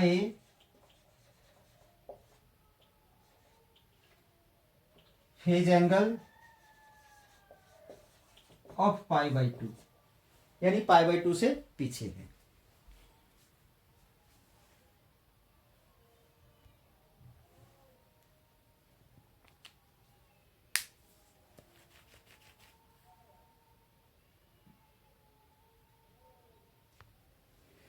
इसे एक डायग्राम के थ्रू भी दिखाया जा सकता है, ध्यान दोगे, वो तो हम लोग मैथमेटिकली दिखा दिए। अगर रे डायग्राम या फेज डायग्राम के द्वारा बताया जाएगा, फेजर डायग्राम अगर बोला जाएगा तो ध्यान दोगे,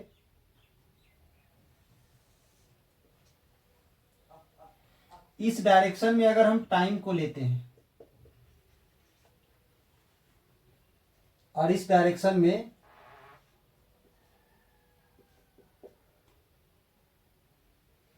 ई या तो फिर करंट को लेते हैं, वोल्टेज को एंड करंट को। सपोज कि अगर ईएमएफ का डायरेक्शन इधर जा रहा है, ठीक है, ये ईएमएफ का डायरेक्शन है, तो करंट क्या आया था, इसे 90 डिग्री पीछे था, यानी इससे 90 डिग्री पीछे इधर आ जाएगा, यानी ये एंगल हो जाएगा 90 डिग्री, यानी इधर आ जाएगा हमारा आई।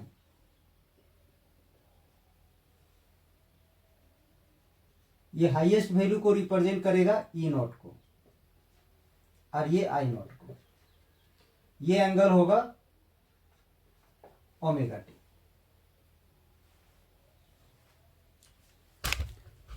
अगर इसका फेजर डायग्राम अगर बोला जाएगा तो इसे आप ड्रॉ कर सकते हो।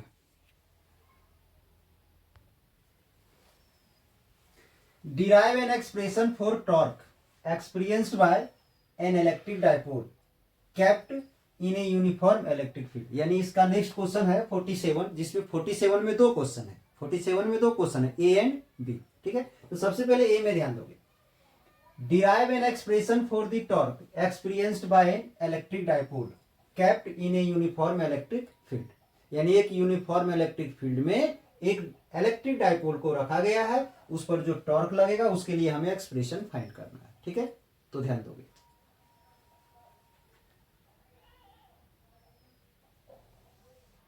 ये जो पैरेलल लाइन है ये इलेक्ट्रिक फील्ड को रिप्रेजेंट कर रहा है।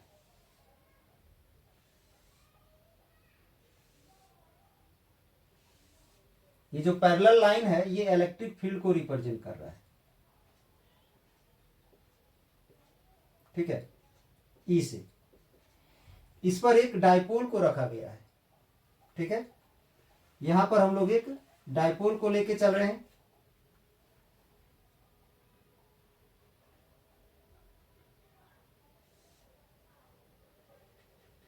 यहां पर एक डाइपोल ले लिए, यहां पर प्लस क्यू चार्ज है और यहां पर माइनस क्यू चार्ज है, ठीक है। तो अगर ये चार्ज क्यू है तो इस इलेक्ट्रिक फील्ड के चलते यहां पर जो फोर्स लगेगा वो इस डायरेक्शन में लगेगा, ठीक है। और यहां पर जो फोर्स लगेगा वो इस डायरेक्शन में लगेगा। यहां पर जो फोर्स होगा वो क्यू ई होगा और इस पर जो फोर्स लगेगा वो माइनस क्यू ई होगा, बट अपोजिट डायरेक्शन में लग रहा है तो माइनस दिखाने की जरूरत हमें नहीं है। और हम सपोज कर लेते हैं कि ये जो डाइपोल है वो इलेक्ट्रिक फील्ड के साथ यहां पर थीटा एंगल बना रहा है, ठीक है। तो ध्यान दोगे, इसे हम ए बी से रिप्रेजेंट कर देते हैं। यहां पर मान लेते हैं पॉइंट ए और यहां पर लेट कर लेते हैं पॉइंट बी, ठीक है। तो यहां पर लिखोगे कि A B is an electric dipole, ठीक है। E is electric field and AB held at an angle theta with the direction of E, ठीक है।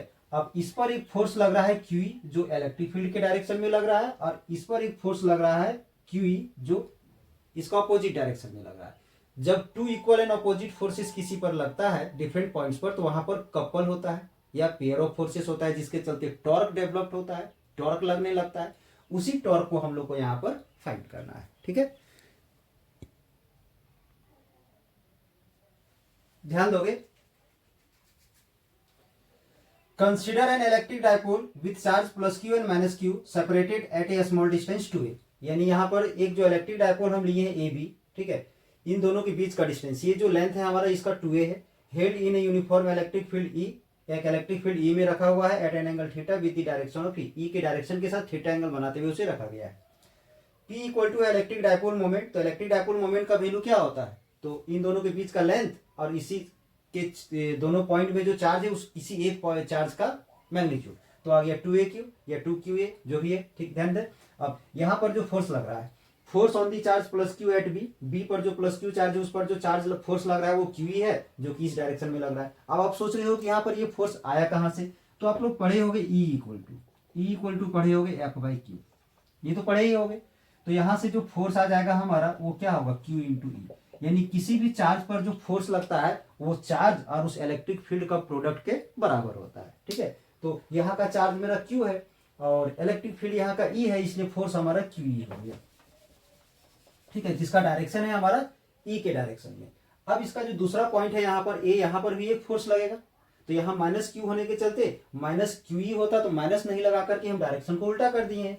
तो force on the charge minus q at A QE जो कि opposite to E लग रहा है, यहाँ अलोंग द फील्ड E लग रहा है, फील्ड के डायरेक्शन में लग रहा है, ये अपोजिट लग रहा है। और ये two equal and opposite force होने के चलते ये यहाँ पर एक कपल का निर्माण करता है जिसे हमारा टॉर्क लगने लगता है, और टॉर्क का फॉर्मूला होता है force into arm of couple. तो फोर्स मतलब दोनों में से किसी एक फोर्स को लेना है, ठीक है, मैग्नीट्यूड को लेना है। तो मैग्नीट्यूड आ जाएगा यहाँ से QE, arm of the couple क्या आएगा, तो यहां से अगर हम इसको लाइन को ड्रॉ करते हैं और यहां से, यानी ये जो फोर्स है ये और ये दोनों के बीच का जो परपेंडिकुलर डिस्टेंस है, तो हम इसे कुछ लेट कर लेते हैं, C लेट कर लेते हैं, तो क्या हो जाएगा BC हो जाएगा यहां पर। अब यहां थोड़ा ध्यान दोगे, अगर ये एंगल थीटा है तो ये भी एंगल थीटा होगा। यहां से अगर हम साइन थीटा का वैल्यू फाइंड कर लें साइड में, साइन थीटा का वैल्यू तो क्या हो जाएगा BC बाय AB होगा, BC बाय AB। BC तो BC रहने दिए, AB का वैल्यू 2a आ गया, यानी यहां से लेकर यहां तक का डिस्टेंस, ठीक है। इसके बाद ये A नहीं है, ये Q है, ध्यान रखोगे। अब इस 2e को इधर मल्टीप्लाई करेंगे तो BC इक्वल टू आ जाएगा 2a साइन थीटा। अब इसको यहां पर पुट करेंगे हम लोग, QE और BC का वैल्यू 2a साइन थीटा। ठीक है, अब हम लोग क्या करेंगे, यहां से ये जो हमारा P इक्वल टू 2aq है, ठीक है, ये जो P इक्वल टू 2aq है हम लोग उसका यूज कर देंगे यहां पर। ठीक है, तो ध्यान दोगे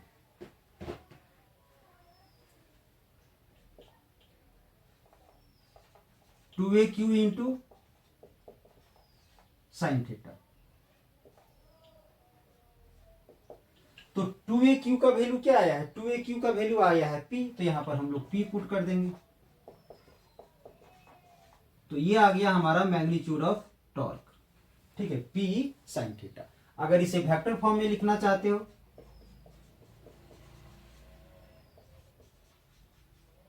तो वेक्टर फॉर्म में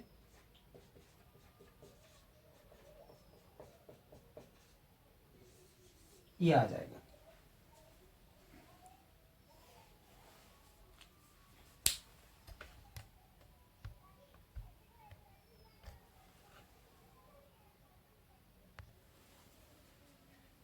अब इसी में सेकेंड नंबर क्वेश्चन में ध्यान दोगे, when torque experienced by the electric dipole will be maximum, यानी ये जो टॉर्क है ये मैक्सिमम कब होगा। तो सीधी सी बात है, जब यहाँ साइन थीटा का वैल्यू अगर 1 हो जाएगा यानी थीटा का वैल्यू 90 डिग्री रहेगा, यानी ये जो डायपोल है वो यहाँ 90 डिग्री पर आ जाए तो मैक्सिमम होगा। तो यहां पर लिख दोगे बी में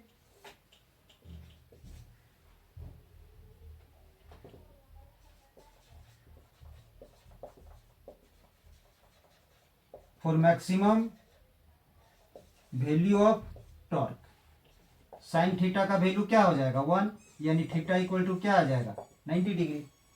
ठीक है, यानी जब एंगल यहां 90 डिग्री होगा यानी ये परपेंडिकुलर चला जाएगा तो टॉर्क का वैल्यू मैक्सिमम होगा। यानी इसके बाद लिख दोगे ये यहां से the torque on electric dipole will be maximum when the dipole moment P, यानी यहाँ ये जो एंगल जो थीटा है वो एक्चुअली में किसके किसके बीच का एंगल है, वो P और E के बीच का एंगल है, यानी इलेक्ट्रिक डायपोल मोमेंट और E। तो वही से बताया गया है when the dipole moment P is perpendicular to the uniform electric field E।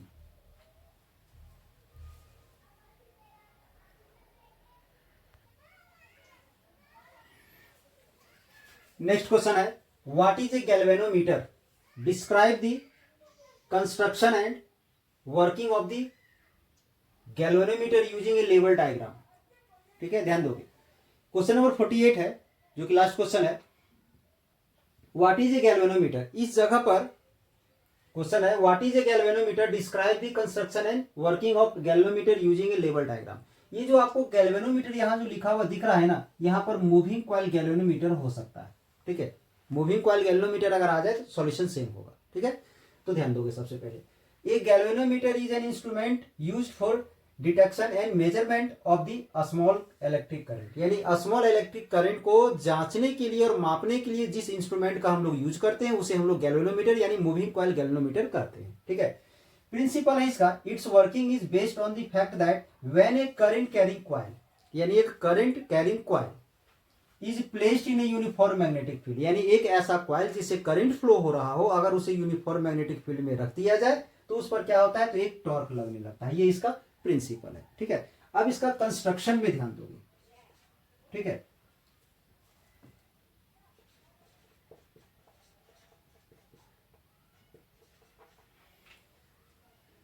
Construction, तो कंस्ट्रक्शन में सबसे पहले हम लोग यहां पर क्या करते हैं, सो ध्यान दोगे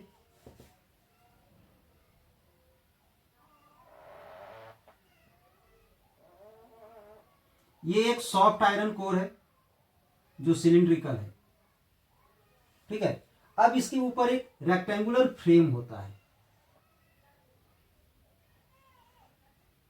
ये एक रेक्टेंगुलर फ्रेम है। अब इसके ऊपर से हम लोग वायर को वाउंड करते हैं। ठीक है, तो ध्यान दोगे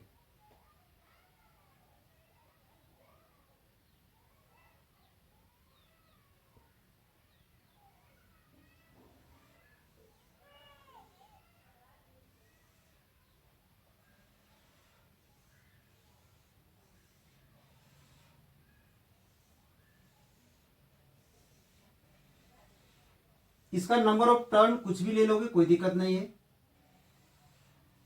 ये ले लिए, ठीक है। अब इसमें ध्यान दोगे, इसका ये जो नीचे वाला जो हिस्सा है यहां से इसको टर्न करते हुए इसे यहां से बाहर निकाल देना है और यहां पर एक स्प्रिंग जोड़ देना है, ठीक है। अब इसके ऊपर वाले हिस्से में यहां पर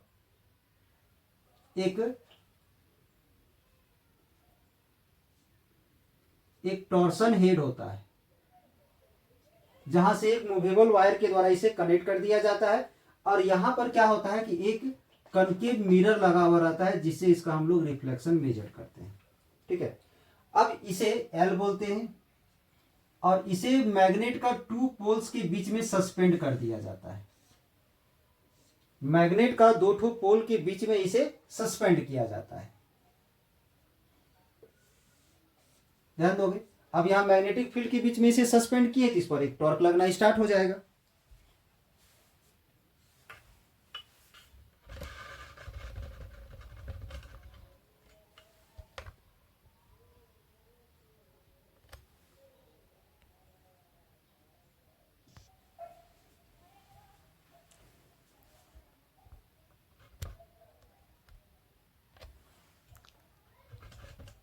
अब इसका कंस्ट्रक्शन में ध्यान दोगे,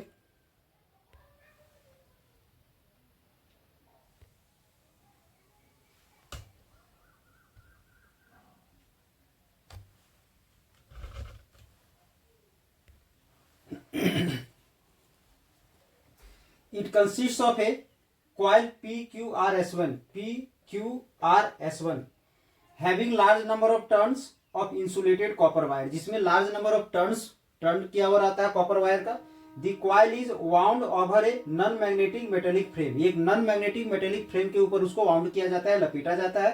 the coil is suspended from A movable torsion head H, ये मूवेबल टॉर्सन हेड जो मूव कर सकता है वहां पर उसको फास्फर ब्रॉन्ज स्ट्रिप के द्वारा लटकाया जाता है। कहां पर? In a uniform magnetic field the lower end of the coil, coil का जो निचला हिस्सा है is connected to a spring S dash, एक स्प्रिंग एस डैश से कनेक्ट कर दिए हैं। और एल क्या है यहां बीच में? L is a soft iron core. अब ध्यान दोगे इसका वर्किंग में,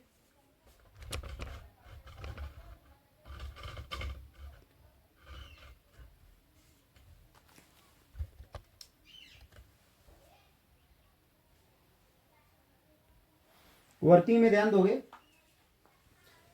एल यानी ये पी क्यू और S one R, L equal to P Q और आर एस वन कह सकते हैं, आर एस वन। उसके बाद बी, बी क्या है?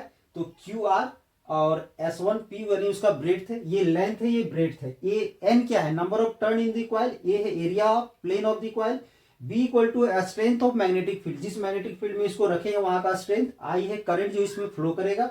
अल्फा है angle between the normal to the plane, plane पर जो नॉर्मल होगा उस नॉर्मल और बी के बीच का एंगल, तो ये हम लोग फाइंड कर चुके हैं, तो उस पर लगने वाला टॉर्क हमारा ये आ जाएगा। अब अगर अल्फा का वैल्यू 90 डिग्री हो जाएगा तो इसका वैल्यू 1 होगा, तो ये मैक्सिमम टॉर्क होगा। और इसी मैक्सिमम टॉर्क के चलते ये जो कॉइल है यहाँ पर रोटेट करता है, जिसे हम लोग रोटेटिंग टॉर्क कह सकते हैं। अब हम लोग इसका क्या करेंगे, तो कंट्रोलिंग टॉर्क निकाल लेते हैं पहले। अब यहां से ध्यान दोगे, थीटा हम लेट कर लिए हैं, twist produced in the phosphor bronze strip. यहाँ ये जो वायर है, जब ये कॉइल घूमना स्टार्ट करता है तो वो वायर वहां ट्विस्ट होता है, तो जितना एंगल से ट्विस्ट होगा वो हम मान लेंगे, ठीक है। अब के है restoring torque per unit twist, जैसे जैसे वहां ट्विस्ट उत्पन्न होगा ना, तो वो जो वायर है इस कॉइल को घूमने से रोकेगा, जिसे हम लोग रेस्टोरिंग टॉर्क कहते हैं। तो पर यूनिट ट्विस्ट में रेस्टोरिंग टॉर्क अगर के लग रहा है तो टोटल रेस्टोरिंग टॉर्क जो है सो के इंटू थीटा हो जाएगा। और जब ये और ये दोनों इक्वल हो जाएगा, रेस्टोरिंग टॉर्क और रोटेटिंग टॉर्क जब इक्वल हो जाएगा तो उस समय ये कॉइल इक्विलिब्रियम में आ जाएगा और ये हमारा रुक जाएगा। तो उस इक्विलिब्रियम को प्राप्त करके यहां से हम लोग थीटा का वैल्यू निकाल लेते हैं, यानी इसे और इसे इक्वल कर देंगे और वहां से थीटा का वैल्यू फाइंड कर लेंगे। ध्यान दोगे, इन इक्विलिब्रियम में क्या होगा, rotating torque equal to restoring torque हो जाएगा। रोटेटिंग टॉर्क हमारा एन आई बी ए है, उसे पुट कर दिया, रेस्टोरिंग टॉर्क को हम लोग के थीटा पुट कर दिए। यहाँ से आई का वैल्यू फाइंड किया था, हमारा ये आ गया, ये ब्रैकेट जो है सो कंप्लीट, ये हमारा कंप्लीट इधर डिवाइड में आ गया, एन बी ए डिवाइड में आ गया। अब यहाँ से ये कांस्टेंट है तो जिसको हम जी मान लिए हैं, ये कांस्टेंट फॉर गैल्वेनोमीटर कहलाता है। इसके जहां पर हम जी पुट कर दिए इक्वल टू और कांस्टेंट को हटा करके हम यहाँ प्रोपोर्शनल का साइन लगाते हैं। यानी इसका सीधा सा मतलब यही है कि जो डिफ्लेक्शन प्रोड्यूस्ड होगा is directly proportional to the current. Hence, deflection produced in galvanometer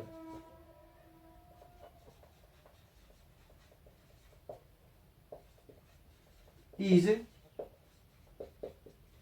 directly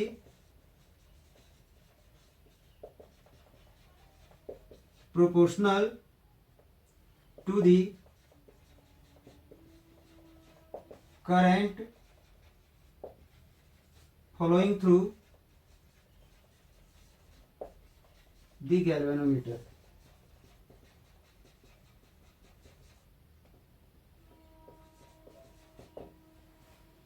ये था हमारा गैल्वेनोमीटर का definition, principle, construction and working.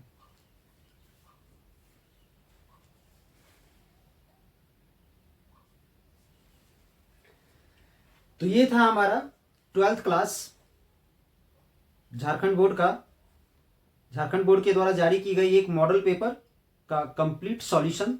तो आई होप आज का ये वीडियो आप लोगों को अच्छा लगा हो। इसके लिए एक लाइक कर दे, वीडियो को ज़्यादा से ज़्यादा शेयर कर दे ताकि इसी तरह का और सारा लेटेस्ट वीडियो आपके लिए हम तैयार कर पाएँ। इसमें आप लोगों को सिर्फ लॉन्ग टाइप क्वेश्चंस इस वीडियो में बताया गया है। इससे पहले वाले क्लास में या इससे पहले वाले लेक्चर में हम इसी मॉडल सेट का MCQ questions, very short type questions और शॉर्ट टाइप क्वेश्चंस को अलग अलग लेक्चर में करके बताया गया है। ठीक है, और इसी तरह का और सारा लेटेस्ट वीडियो लेकर के हम आएंगे अगले लेक्चर में। तब तक आप लोग पढ़ते रहें और अगर अभी तक चैनल को सब्सक्राइब नहीं किए तो चैनल को सब्सक्राइब कर ले ताकि हर एक लेटेस्ट वीडियो आपको समय पर प्राप्त हो जाए। चलिए, इस चैनल से आप लोग को जुड़ने के लिए धन्यवाद।